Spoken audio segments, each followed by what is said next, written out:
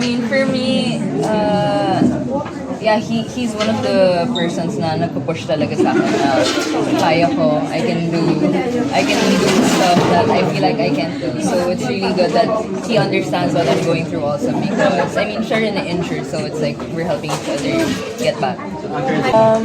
Kay Ralph naman, lagi naman niya ako nire-remind na tuloy lang. Like, same na sinabi ni Ate Kiana kanina na parang sayang nga yung progress. Parang hinto pa kami. Eh, ayun na, malapit na rin eh.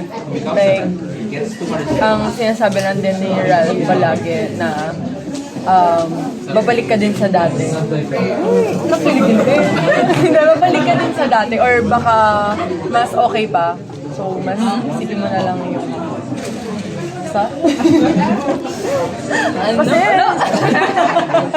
hindi, yun na. Pinupush naman si Mid dati ka na. Yung, pinupush naman nila kami palagi na mas mag-improve pa talaga.